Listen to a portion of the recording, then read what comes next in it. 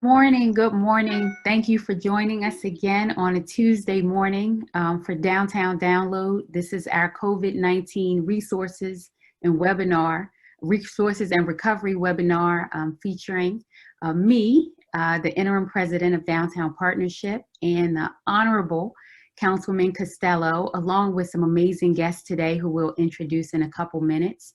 And so thank you for joining us again. Today, though, we want to shift the dynamic a little bit. We want to talk about the arts, and we have some guests who are doing that.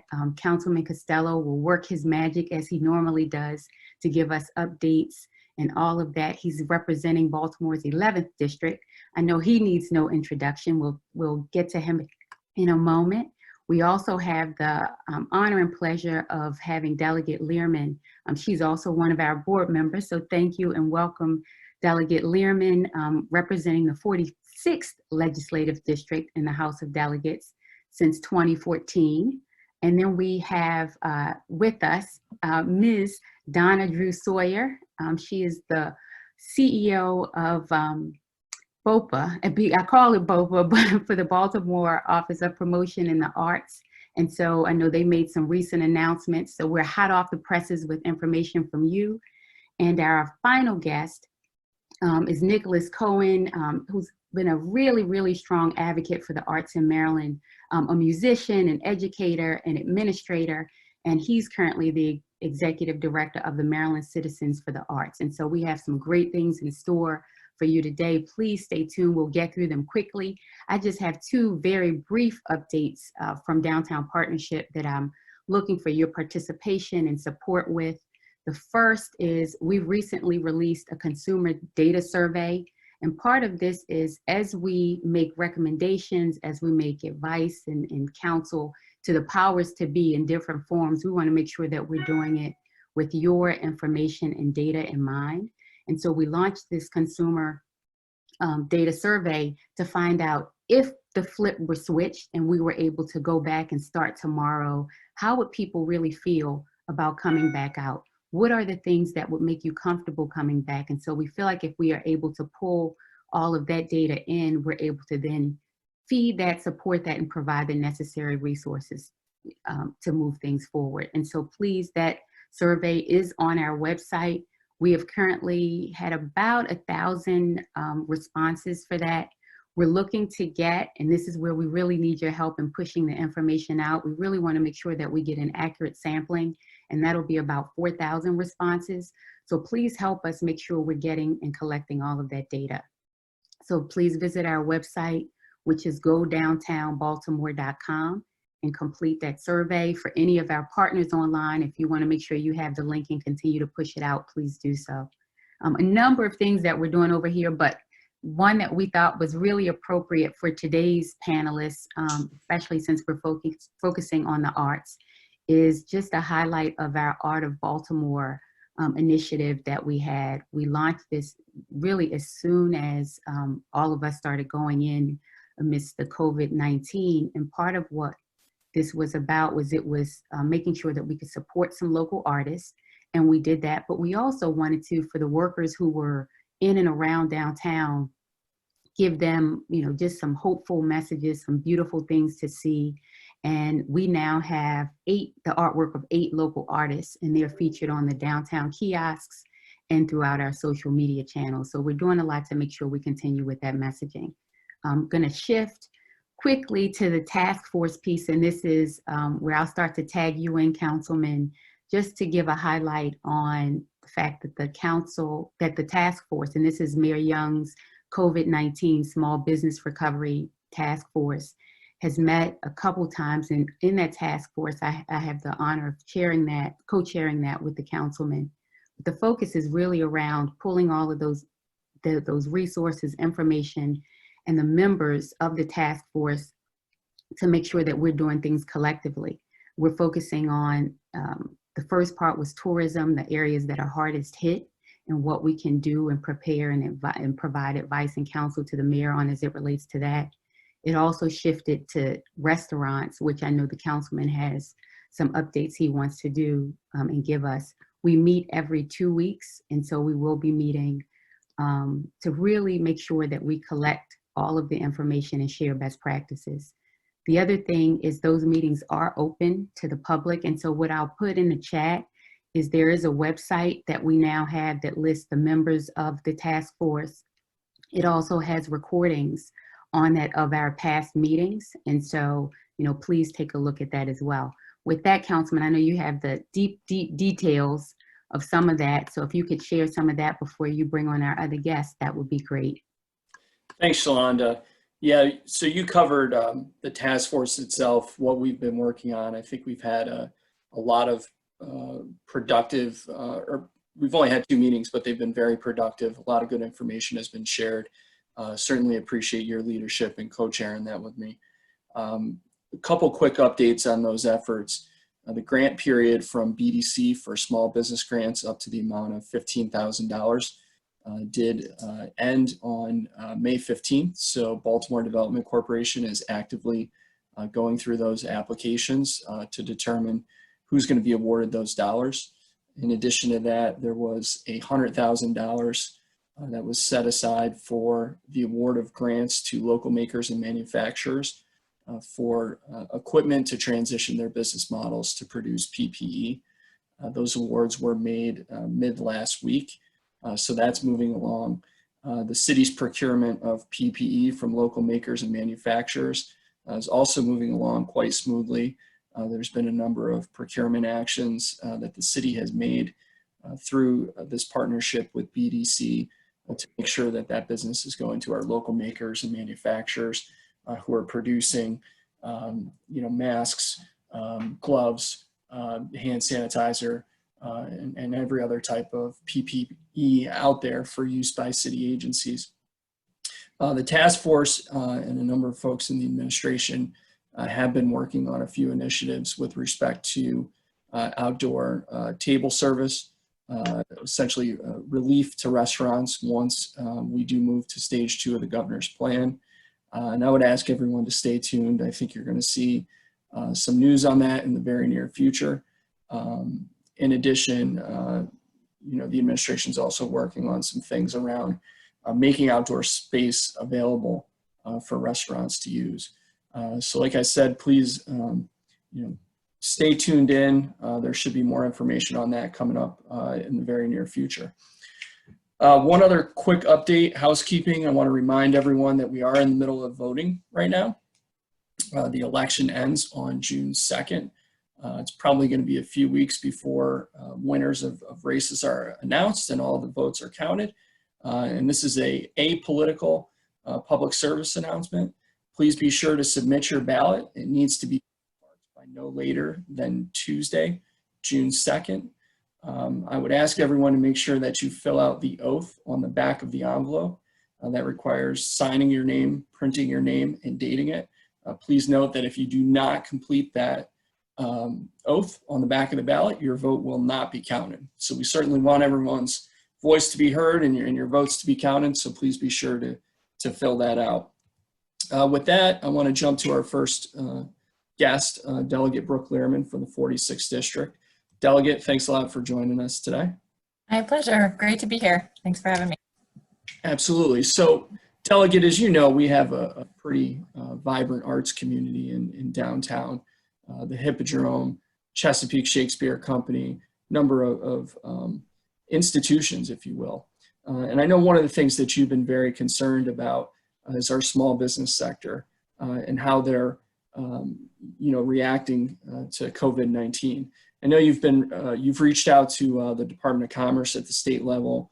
You've been working with restaurants and businesses across the 46th District, including in downtown Central Business District on reopening. I was wondering if you could share a little bit about how those efforts in supporting small businesses dovetail into supporting the arts. Sure, that's a great question. I think it's important to start off with how vibrant our art scene is in Maryland, and remember that our art scene and our arts institutions are businesses, right? They're nonprofit businesses. They employ people. They generate revenue for our economy. They generate about 17,000 jobs in Maryland annually. We look at across the state at about $60 million in local and state revenue. And, the art scene in Maryland is really an economic engine.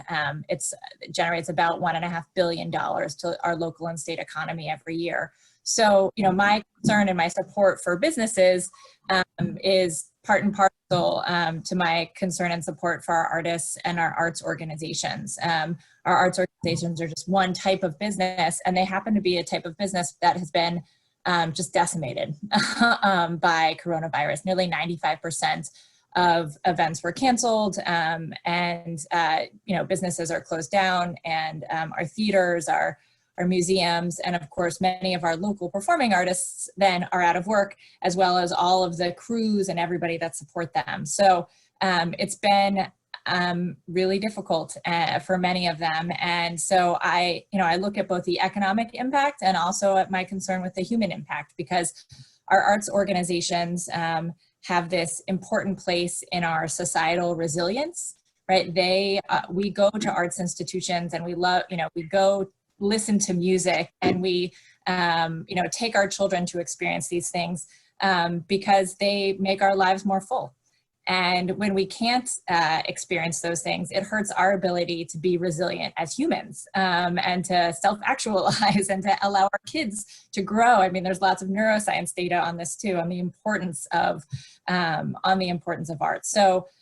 So I've focused and have worked extensively, I've worked in the past in supporting our arts or institutions at the state level, recognizing that every dollar we put in, tax credits that we do, brings so much back to our local economies. So we had a couple bills this past session that we worked on with Maryland Citizens for the Arts and the Maryland State Arts Council and arts organizations really around the state. But here in Baltimore City, as well, this is such an important aspect, because people from the surrounding counties, one of the things that brings people to the heart of our state in Baltimore City are our arts organizations. Whether you are coming to catch a show at Center Stage or Chesapeake Arts, or going to see a new exhibit at the BMA or the Walters or the AVAM, right, is in the New York Times, I feel like every other week. So, this is such an important part of who we are. And so I've tried to be in close touch with Nicholas and Donna and Ken at the State's Arts Council, really just to lend any support that I can and to help get their message about how we can be supporting our artists and our arts organizations in this really difficult time. Thanks. Can you talk a little bit about, or dive a little deeper into the General Assembly's role in all of this?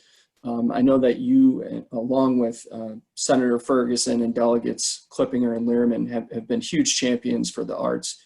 Can you talk a little bit about the role that the General Assembly plays in really helping to ensure that, this pandemic is not going to decimate the arts industry, especially in the city, and what can be done from the General Assembly's perspective to support the arts? Yeah, absolutely. I mean, I think, there are a couple different ways. I think first we have to remember that even though we are going to have severely curtailed budgets and severely curtailed revenues going forward, that just puts the onus on us as a General Assembly and on the governor and on the Board of Public Works, frankly, including the comptroller and the treasurer, when they're making cuts, to make them incredible in a very strategic way. We don't want to be cutting programs that in turn would actually be generating more revenue for the state, right? So if we are cutting support to arts organizations, that means they are not able to get up and running and employ people, right? And help our communities get through this difficult time. And so I think the General Assembly, this past session, we had two bills. One, which was just simply continuing funding for the Maryland State Arts Council out of the arts and admissions tax. And unfortunately, we passed that, but unfortunately the governor vetoed it. And so the Maryland State Arts Council is actually going to have less money going forward than it has for the past few years. And I think it's really important that when we get back to session, we override that veto to make sure that the Maryland State Arts Council has funding to give out to all the local jurisdictions to support their local arts organizations. Second, I think there's an important role for capital, right? When we are thinking about rebuilding our economy and a quick way to reemploy people and expand the economy, we have to be looking also at our capital dollars. And putting people back to work and expanding the operations of some of these arts organizations means that we need to devote additional capital dollars so that they can expand. Whether that is making sure that we finish the Creative Alliance's new Youth Arts and Education Center, which will employ, additional teachers of arts, will put our kids, so that they have additional arts opportunities, and, that there's infrastructure dollars for those capital projects all over the state, really. That's a great way, especially if the federal government starts saying, okay, we're going to start sending money to states for infrastructure projects. Many of our arts organizations have, small to mid-sized projects that could be shovel ready if they just had a little bit of capital funding from the state to really get them over the edge, and then they could get going and apply for maybe bigger dollars.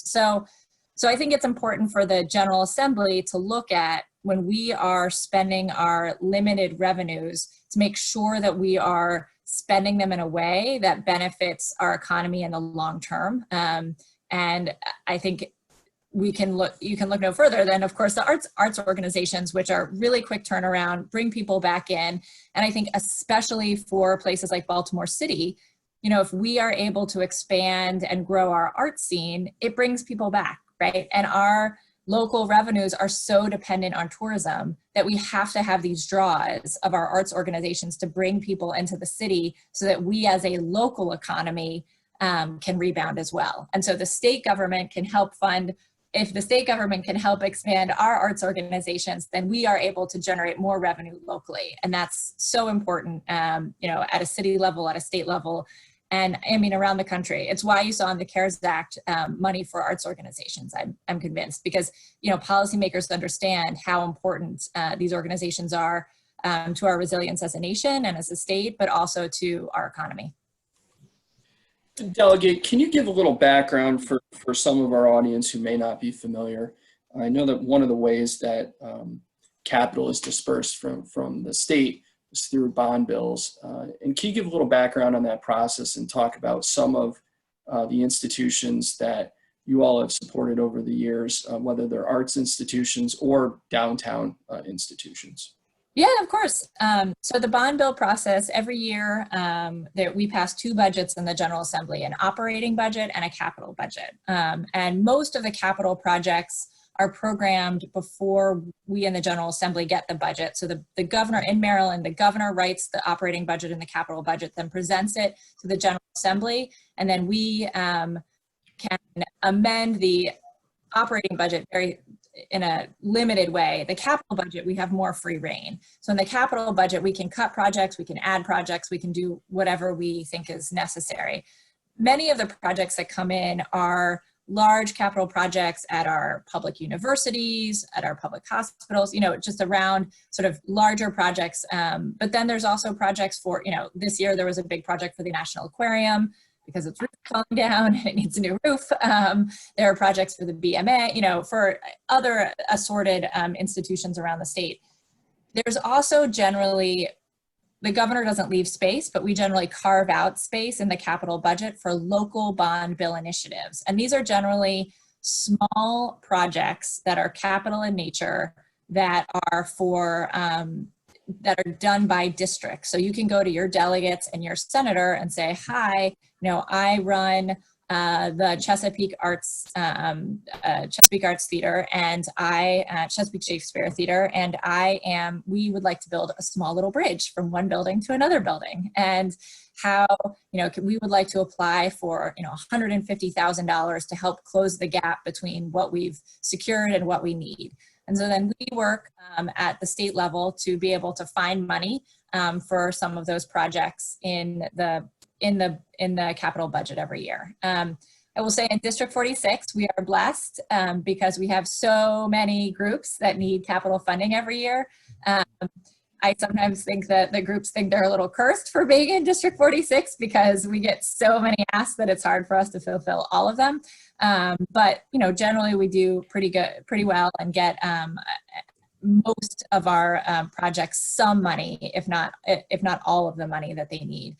But that's a really important part of applying for capital dollars, and it's something that every arts organization should know about and should be in touch with their legislators to talk about if they aren't already.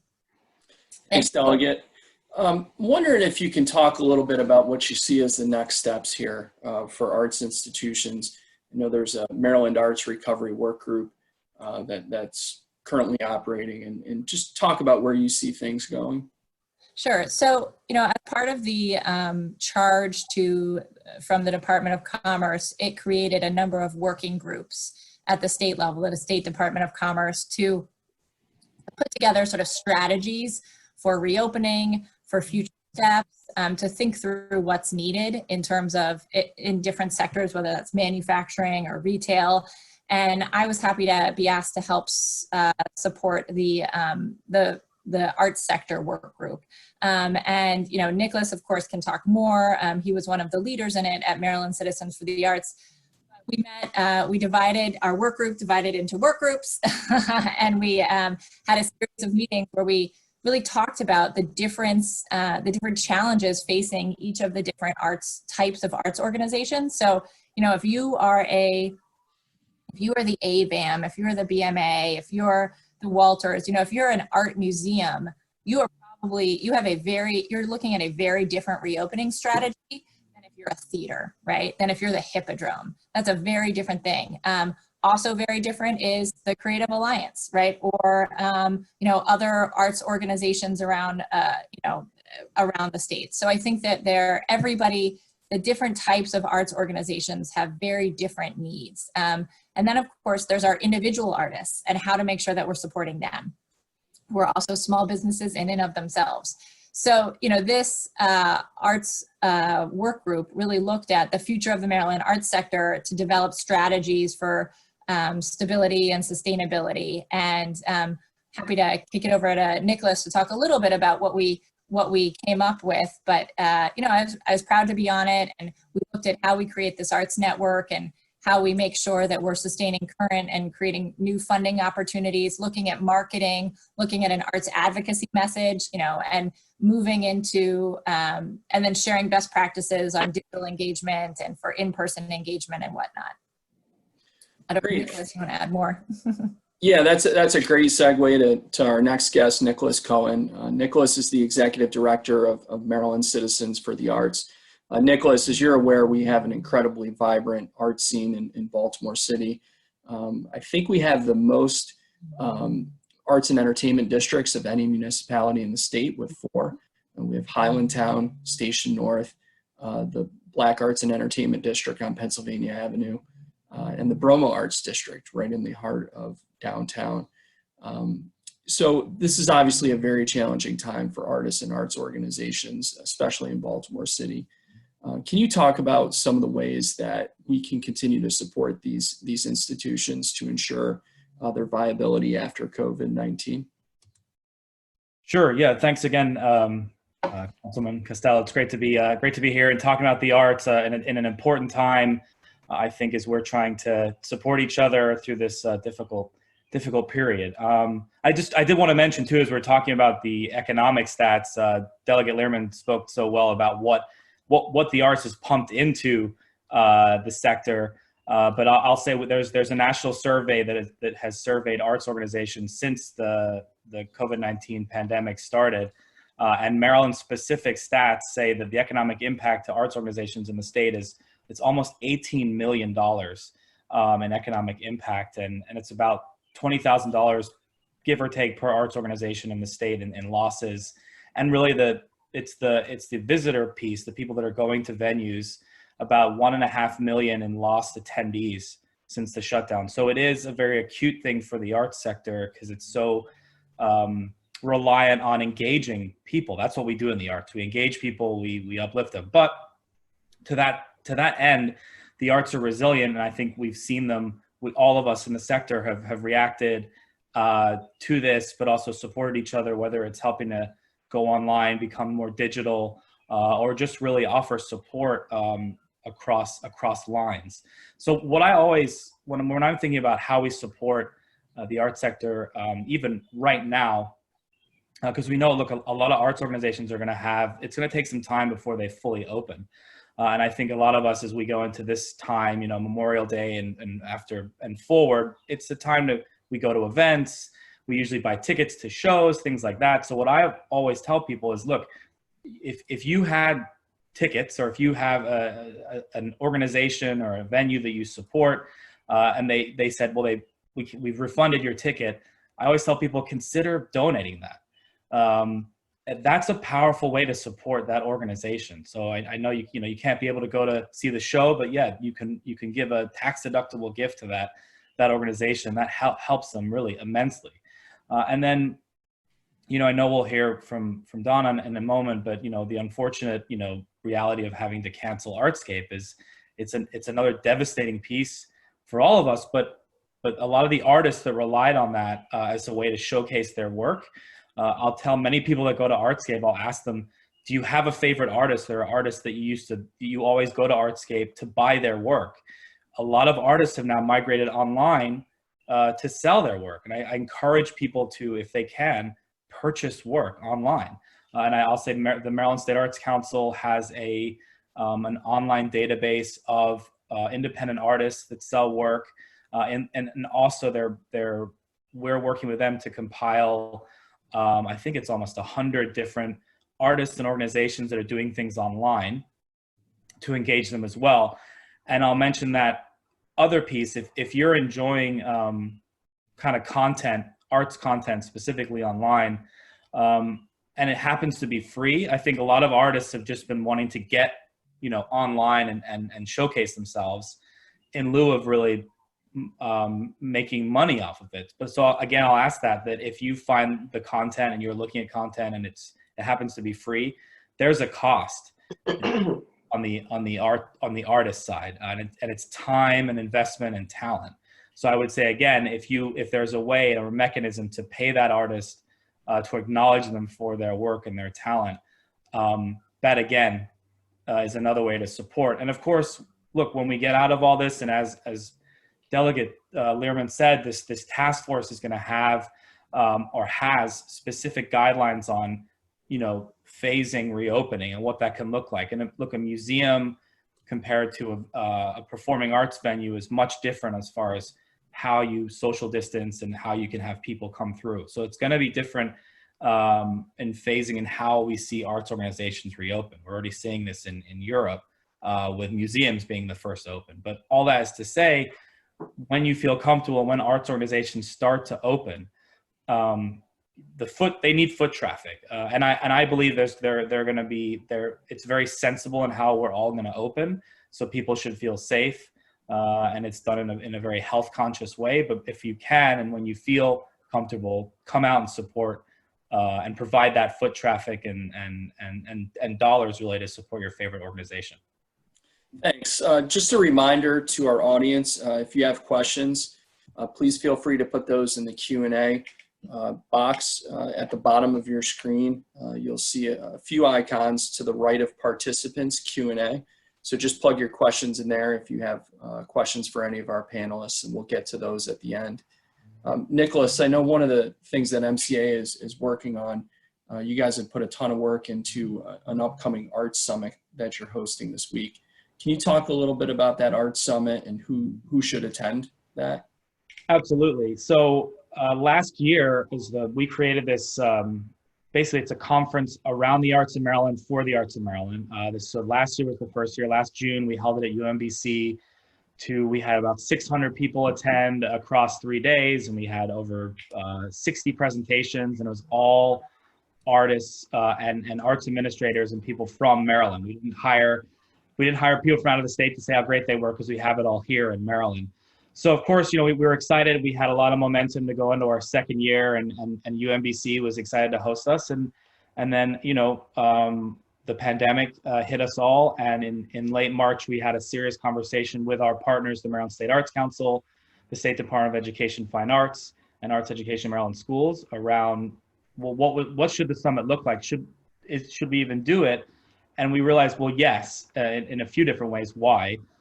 First of all, we need to, what MCA prides ourselves on doing is providing public good, not just advocating to lawmakers about investing in the arts, but also providing education and services to the art sector and really just to the general public so they understand how incredible the art scene is in Maryland. So we decided in early April to migrate the entire 2020 Art Summit online, which was, I can say, a humongous undertaking. And part of that too is every presenter we have, we pay. We also employ artists in a little bit of a different way for this. We employ artists to help market the summit online. We also have employed artists to help co-host presentations we'll have at the summit. So all told, we're going to have about 50 presentations over the next 4 days, starting today, going till Friday. We have different session blocks. They start at 2:30 and end around 6. And it's incredible because they include, when you said who can attend, it's really, if you like the arts, or if you want to know more about the arts, if you're an artist, it really is for everyone. And we make it that way. And there's tracks that include arts and entertainment districts. So of course the Bromo, it's to them, like how they can improve their business model. There's tracks on advocacy, arts education, folk life, and even public art, thinking about murals and things like that. And so again, to us wanting to make this really accessible, we were able to make this an absolutely free event for all 4 days. So the only thing you have to do is register. I'm going to put the actual link in the comments, but it'll be an incredible event. And also a way for us all to come together again. Virtually, we'll have great presenters, great interactions, and understanding that the arts aren't going anywhere. We'll all come out of this hopefully even better. Thanks a lot, Nicholas. That's really helpful. And I know a lot of folks are looking forward to the Arts Summit. Segues into our next guest. We have Donna Sawyer, who's the CEO of Baltimore Office of Promotion in the Arts, or more commonly referred to as BOPA. BOPA is essentially a quasi-governmental city agency that works very closely with the city of Baltimore to host a number of different events and promote these events. Donna, if you could talk a little bit about, I know this is fresh in everyone's mind, the mayor announced that a number of events are canceled, I think, through August. And one of those events is Artscape. Yes. Artscape brings in more visitors. I think it's the largest free arts festival in North America, if I'm not mistaken. Can you talk a little bit about what that cancellation means, especially for artist opportunities and the impact it's going to have on Baltimore's creative community and economy?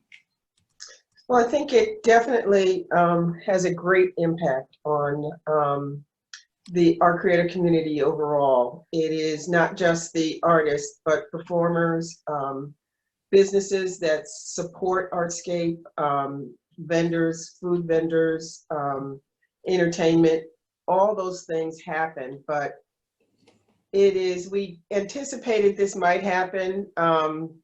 It started to look dimmer and dimmer as we moved through the pandemic. And so it wasn't a shock when the mayor said, no, we're not going to have events through the end of August, but it was still very painful. And we had to really think about how we were going to support, our job is to support the arts community in the city of Baltimore. And while we will not be on North Charles or Mount Royal this summer, that does not mean that we can't feature our artistic community. So we're looking at ways to bring a arts market online. And hopefully we can get it done in time to do it in July when Artscape would be. But one of the things we have not canceled is the Sondheim Award, the Janet and Walter Sondheim Artscape Award. And that's a $25,000 award to a Baltimore artist. So we are moving forward with the Sondheim. We have also semifinalists who will receive funds for the first time this year. And all told, we are putting $50,000 worth of commissions into the hands of Baltimore artists through the Sondheim Award.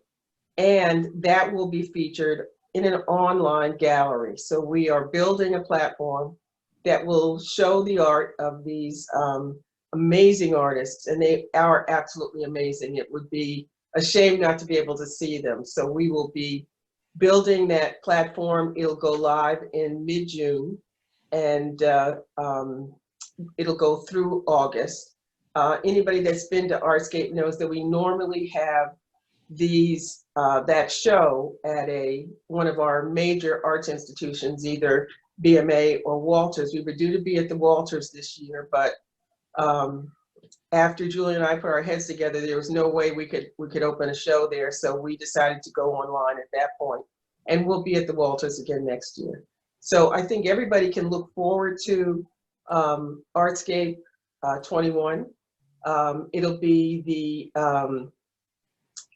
a major anniversary for Artscape, the 40th anniversary of Artscape. So it's an opportunity for us to anticipate a celebration, but also to get involved this year in what a more up close and personal look at what our arts community looks like, because not only can we present their work, we're doing little in-depth interviews with them. You'll be able to purchase work online. All of those things will still happen. They just will happen virtually and not physically. So it is a disappointment, but it's not a disaster. So we're trying to keep it that way. Thanks. Donna, I know that BOPA is very active in the community. Can you talk about some of the efforts that BOPA is involved in to help mitigate the current and possibly longer term effects of the pandemic?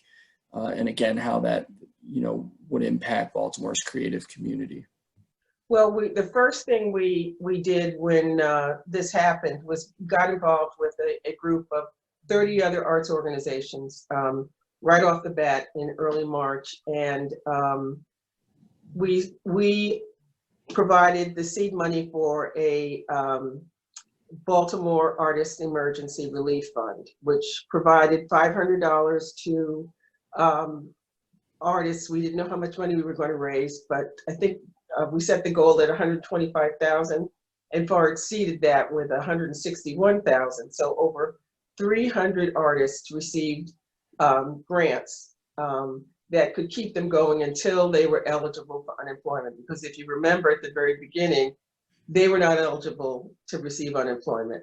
This helped to tide them over. It wasn't a major amount, but it was enough. And the testimonials we got from the artists who were helped made us understand it was truly needed. But what was even more important was the willingness of the Baltimore community to jump in and help. It was really an emotional thing to see how many people sent money in, everything, from $5 to $1,000 to $1,500, but they wanted to be a part of this. And so we had a really great response to our ask to please help our arts community. And what we learned was that there is, not only is our arts community huge, the desire to maintain that community is even bigger. So that was such a great lesson for us to learn. And as we move forward, as BOPA moves forward, we are having to pivot, since we're not doing public events, we're not doing large community gatherings.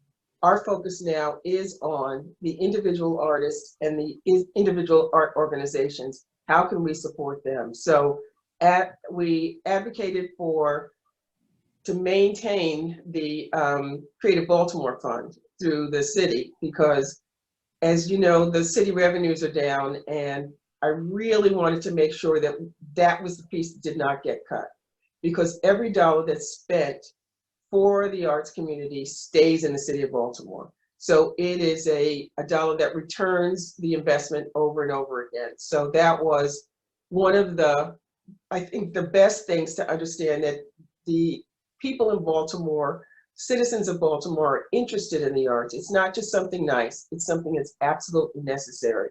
And as Brooks said earlier, it's something that makes us a community, where it is not just something that other people do, it's something we all do. And whether we know it or not, art on the Ikes downtown. That brings people in. The structure of the Bromo Tower, that's art in and of itself. All of these things make us a community. And when times get really tough in Baltimore, Baltimore's response is usually with the arts. If you think about the origin of Life City, that came out of the devastation of the uprising. So I think something absolutely wonderful will come out of this as well. And when we welcome the city back to life, I think we'll do it with the arts. Thanks. You talked a little bit about just the generosity that you've seen. I know that's something that Shalonda and I have talked about. This type of crisis, in this case, a public health pandemic, truly brings out the best in our residents across the city, as well as our business community. Folks have just been incredible in the ways that, the creative ways that people have stepped up to help out. Donna, if you could just touch a little bit on, part of what you said at the end and drill down a little deeper in terms of the silver lining here, and help provide some hope for arts institutions and where you see things going as we move through the pandemic and start to recover from it. Well, I think the thing that I'm most proud of is how we have all come together in a collaborative fashion. We tend to, every business, every organization tends to silo in some way, shape, or form, and the arts is no different. So, what goes on with the museums is one thing, what goes on with the performing arts spaces is another thing, historical society, another thing. But in this environment, we have started to talk to each other more than we've ever talked to each other before. We have a bi-weekly meeting of the arts leaders, everybody from Jackie Copeland at the Reggie to, people at the Maryland Historical Society. We get on a Zoom call and we talk about the issues that are affecting all of our institutions. For once, we're all in this together. And it really has made the collaborative effort even better, to the point where we have started thinking about, as we recover, do we start to focus and channel each other's efforts and amplify each other's efforts with our own efforts? Before it was, okay, I'm programming this, I'm not sure what somebody else is doing, but now it's like, maybe we should do this together. So that has been, for me, a huge silver lining. The other side of it is that nationally, arts councils throughout the country also get on a Zoom call on a bi-weekly basis. And we share information, what's working in some places, what's working in others. We're bringing best practices from outside of Baltimore into Baltimore, taking information from Baltimore and putting it out into the world. And what we're putting out is the good news about Baltimore, which is wonderful because people get to see a face, hear a voice, have a resource to get information about what happens here in the city of Baltimore. And it's not filtered through some media channel who may not be as kind to our city as somebody who lives here and really knows it would be. So that was a benefit. And the other one is, it's amazing how creative we can be when we have to be. I mean, I'm looking at some of the things that people are doing throughout the city. Center Stage just announced they're doing an effort where they're asking people, they're putting little plays out and asking people to record the plays at their homes, and then they'll play the plays back. So basically, it's more of an interactive, instead of us watching you, you watching us, we'll be watching you. And that's really creative, and it's different. You see your friends, your family in a different light. And it also has shows the creative side that, Michael and his team and Stephanie put to their work here in the city of Baltimore. So those kinds of things, I think, really have helped us see who we are and understand who we can continue to be in the future. Thanks. With that, I'm going to turn it over to my co-host, Shalonda. I know we've got some questions from our audience. We do. Thank you, Councilman, and thank you to all of our panelists. Wonderful information that you're sharing, and we can tell by the responses. And Donna, to your point, I think just the amount of support people have been showing, that we know we'll all get through this together, but it is going to take us getting through this together. Right. And so similarly, I know even at Downtown Partnership, we've been trying to figure out how we galvanize, if it's the arts or the restaurants or different communities, so that we could continue to have those conversations. I don't think at this point any of us can over communicate some of the things. So I thank you all for bringing forth those messages. Our first question, it's probably directed more towards you, Donna, but I think it's an open question because there may be some other ways that we can make sure we continue to support. And this is, how do you recommend businesses and organizations who have been less impacted, we know everybody has, but who have been less impacted by COVID, to best support our local artists and art institutions? And so I'll start with you, Donna. I think we have to remember that artists are more than just artists. They're individuals, and they're also resources. So if there's something, you know, that you have in your business that you think a creative person could lend some knowledge to, don't pigeonhole them into, you paint pictures, but how do you see this problem? Giving somebody a problem and help and letting them solve it creatively is one way to help. Of course, donating to organizations that support the arts, be it a Arts and Entertainment District or BOPA or one of the other organizations, we're pumping money back into that sector. So that's helpful too.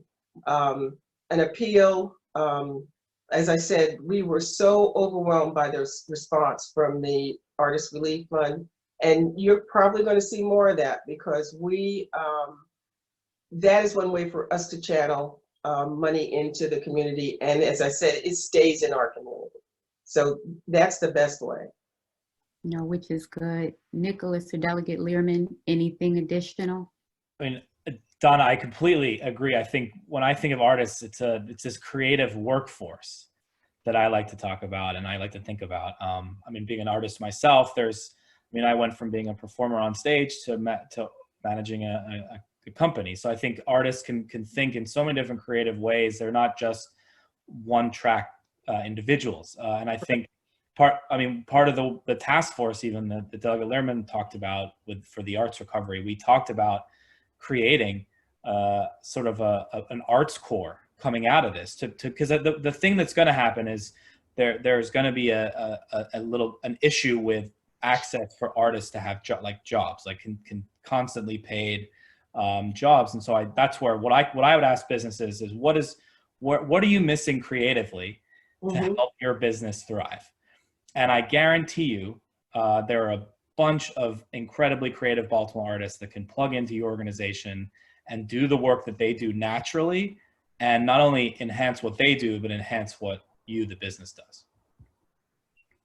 Yeah, and I just want to also mention that there's a great correlation between the creative mind and things like accounting and math, and music directly correlates to math. So marketing, all of those things require a creative mind. So think broadly about how you would use a creative person, and then reach out and find a creative person to fill positions that you may have in your business. Mm-hmm. Excellent. Delegate Lierman, anything else before we I don't have anything to add to that. I think. I know it was full. Yeah.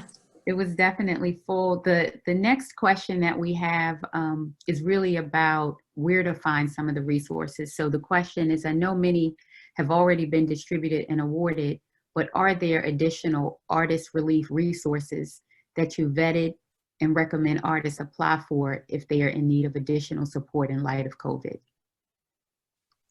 Well, we're just getting started with the Creative Baltimore Fund.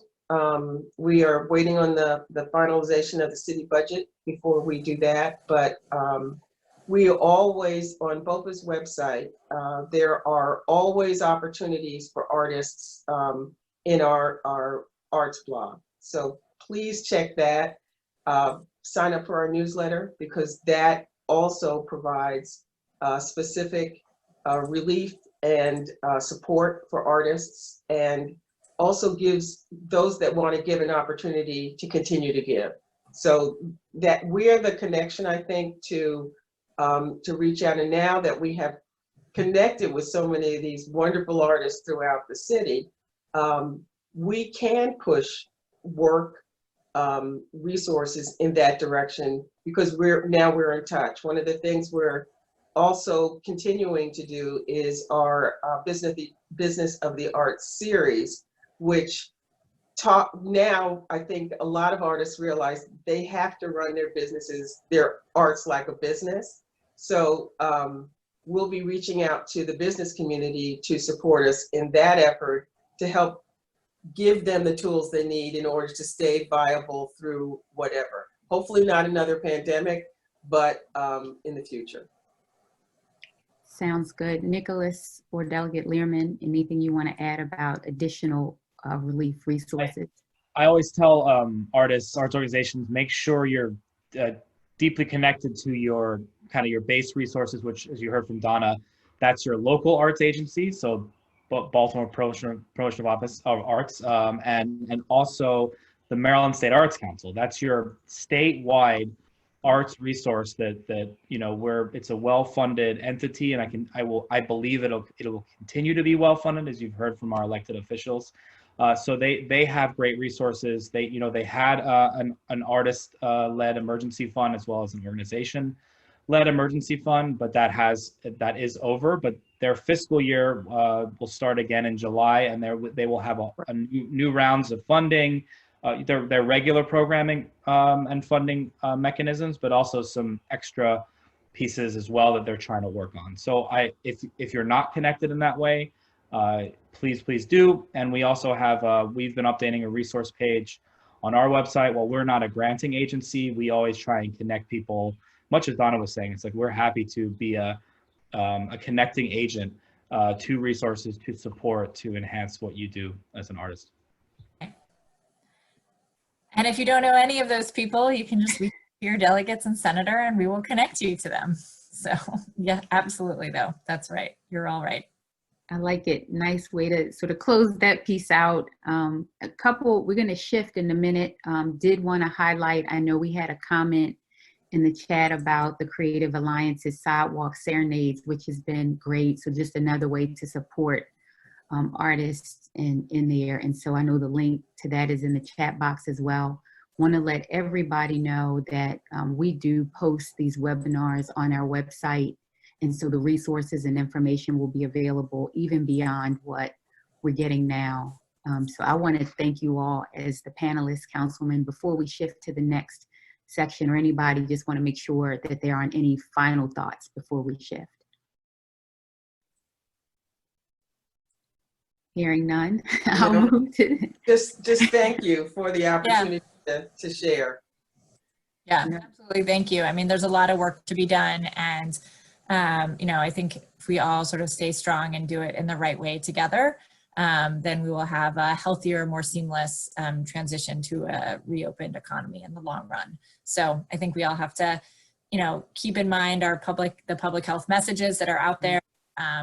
As we are able to support our local businesses, including our arts organizations, and stay strong, keep in touch. Definitely. And Delegate Lierman, just want to make sure, I know in the chat we'll have the information for people who are looking to get more information that's in there. What's the best way, if you could put it in the chat, or if you want to share the best way that they could reach you? Sure, of course. Yeah, if people are interested in learning more about what's going on, feel free to reach out to me. Here is my email address. And we're not generally in the office, but we listen to the messages every day. So we will get back to you, but yeah, please be in touch. And if folks want to sign up, I send out weekly emails as well, and regular information. Feel free to check it out. Thank you. Perfect. Thank you. Nicholas, any parting thoughts before we shift? Again, I think we will, as I mentioned, we're all going to come out from this stronger, more resilient. I'm excited to see, I think when the task force recommendations get released publicly, hopefully beginning of June, there's going to be lots of good supporting mechanisms and ideas. And as an advocate, what I will say is we all have to work together to create a unified voice to uplift each other, and our organizations and entities that we've relied on so much to provide us public good and value. We need to do the work and then support them to come back from this even stronger. So thank you for hosting this. It's a great conversation. I appreciate being part of it. No, thank you. We do have one follow-up question. I think, Nicholas, and you brought it back to mind. People are asking where they can get more information to follow the progress of the Arts Recovery Task Force. Yeah, so it's we've literally had numerous meetings over the past 12 days, and it's being compiled right now, edited down, shared with the governor's folks as administration. We will, my organization will, share it on our website when it's publicly available, as will the State Arts Council. And then we will have mechanisms on how we're going to get that into the general public's eyes, and whether it's doing town halls like this, just to spread the word. Because this is not just a document that's going to be for the next few weeks. It'll be very much an organic piece that we keep adding to and growing for the next year and a half of work that we have in front of us. Thank you so much. Thank you all once again. Councilman, we're going to shift and start to talk a little bit about the voting piece. Want to make sure that we do that. Anything before we make that shift? No, I'm good. Thank you, Shalon. Wonderful, wonderful. And Don, I know you guys are doing some wonderful things with the census. Want to make sure people see all of the great work, making sure that the creatives are counted in there. So great work and promotion on that piece. Anything you want to add to that? Just that one of the areas, one of the groups that rarely is fully counted is our creative community. And that's why we are working with this I'm Creative and I Count initiative. We were at every event that people gathered, creative people gathered, and now we're reaching out to them through our Instagram account. Every Wednesday at 1 o'clock, we have an event with a Baltimore artist to capture their community and talk about why it's so important that they count. Our state funding, our National Endowment of the Arts funding, all of that comes from census data. So if we are not counted, then we don't count. Yep. So we have to be sure that our creative community, which is huge in Baltimore, is part of the census count. It is not something that I think people think about. It's every 10 years, so they have to be reminded.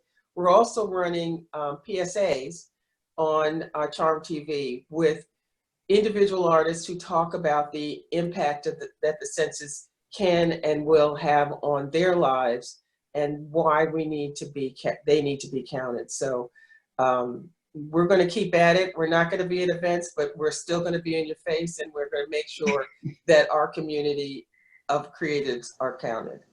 Thank you so much. And we look forward to seeing you in our face as we continue with that. Wanted to, on the next piece, we know that the arts sector, as we've discussed, is experiencing extreme loss. And so just wanted to encourage people to figure out how they can plug in by tuning into mdarts.org as well. And then we have, I mentioned earlier in the program, a downtown partnership consumer sentiment survey. Please take a moment, go to our website, go downtownbaltimore.com and complete that. We're really looking to figure out how we can get data to support the next moves that we want to do. Really want to be strategic about that piece. And then can't leave this session without talking about voting and all of those other things that we need to do on here. As most people should have received their ballots by now. If they have not received their ballots, what we're asking. There's a web link, and I'll make sure that we put that in the box for us to go to let people know that we have not. But it's really, really important, Council. I know this has been heavy on your talking points and everything that people fill out when you get your ballot. On the back of it, there's a section that has where you have to sign, and it's not the ballot, but it's on the outside of the envelope. To do that, you have to make sure that you're using a black pen. The ballot will come in. It'll have April 28th, that date. Please ignore that date. The new date is June 2nd, so we need to make sure that they're in by 8 p.m. on June 2nd for those ballots. So please vote, please vote, please vote with that.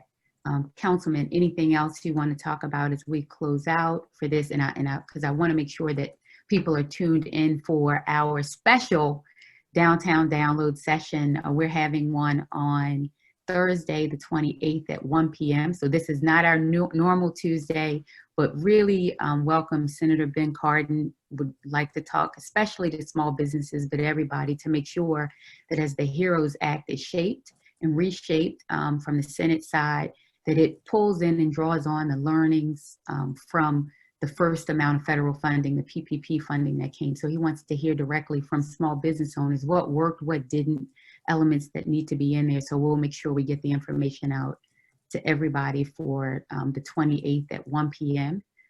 For that one. And before I pass it for your last words, just want to thank our team overall, Councilman.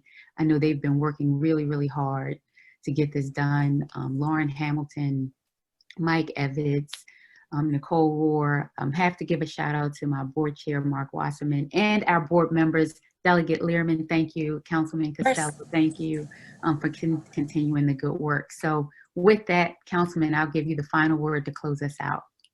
Thanks, Shalonda. I included a link in the chat window. If you have not received your ballot yet, you can contact the Maryland Board of Elections. Thanks for your partnership, Shalonda, Mark, the entire downtown partnership team. Really looking forward to our special edition of Downtown Download this Thursday with Senator Cardin, and looking forward to continuing these on Tuesdays. So thank you, everyone, and a special thank you to our panelists for joining us today.